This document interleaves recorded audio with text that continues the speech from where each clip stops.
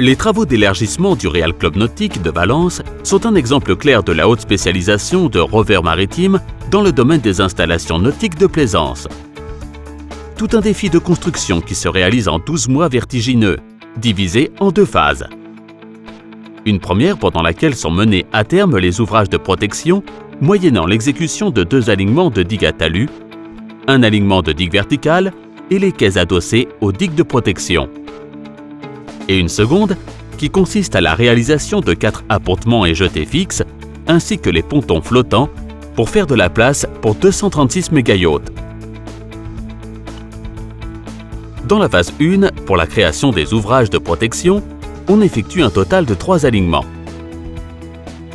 La première, de type à talus, formée par un noyau de Touvenant, Filtreris berne d'enrochement et 2 couches de carapace de bloc de 30 tonnes. Elle part de la digue sud, du port de Valence, et compte 362 mètres de longueur et des tirants d'eau de jusqu'à 11 mètres. Le mur de garde couronne à la côte plus 8,80 mètres. La deuxième, de typologie verticale, formée par 18 caissons en béton, armés allégés par des cellules circulaires, avec des dimensions extérieures de 28,125 mètres de longueur, 6,85 mètres de largeur et 11 mètres de creux. Cette digue verticale forme un angle de 240 degrés avec le premier alignement et préalablement à son exécution se réalisera un dragage et une couche d'assises. Dans ce cas, le mur de garde couronne à la côte plus 6,50.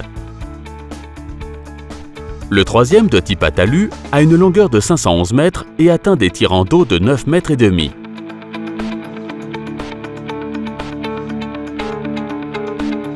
Celle-ci est constituée par un noyau de Touvenant, filtre d'enrochement de 150 kg et 2 de carapace de protection d'enrochement de 2 tonnes et demie.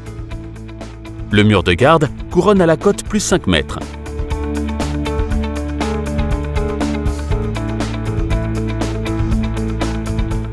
À l'abri de ces 3 digues et de la digue existante du port de Valence et adossée à celle-ci, se construisent 2500 mètres linéaires de quais de caissons monocellules préfabriqués ainsi que les remblais de matériel granulaire nécessaires pour la création de terre-plein.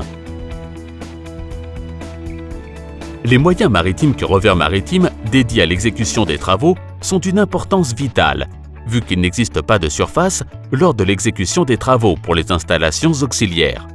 Ils doivent donc les prendre sur la mer. Pour continuer cette première phase, sont réalisés les travaux de la phase 2 consistant à l'exécution de 4 appontements et jetés fixes pour des embarcations de grande envergure et des pontons flottants pour des bateaux plus petits. Les appontements fixes sont formés par des caissons piles de 6 mètres de largeur, 4 mètres de longueur et 6 mètres de hauteur, sur lesquels appuie la superstructure en béton armé. Les 500 mètres de jetés fixes sont fondés sur des pieux métalliques de 610 mm de diamètre, vibro-battus, sur lesquels on constitue un radier sur pieux, sur laquelle sont appuyés des tabliers alvéolaires préfabriqués en béton. Tout cela est réalisé avec des moyens maritimes. De même, sont réalisés 2300 mètres de pontons flottants et 485 mètres de passerelles flottants en béton qui se maintiennent avec des pieux métalliques de diamètre variable. Au total, sont créés 236 postes d'amarrage pour des embarcations qui vont de 20 à 120 mètres de longueur.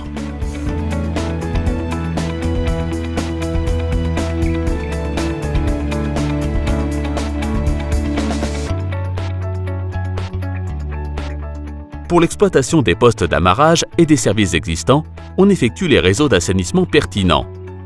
Eau potable, communication, électricité, contre-incendie et balisage, entre autres.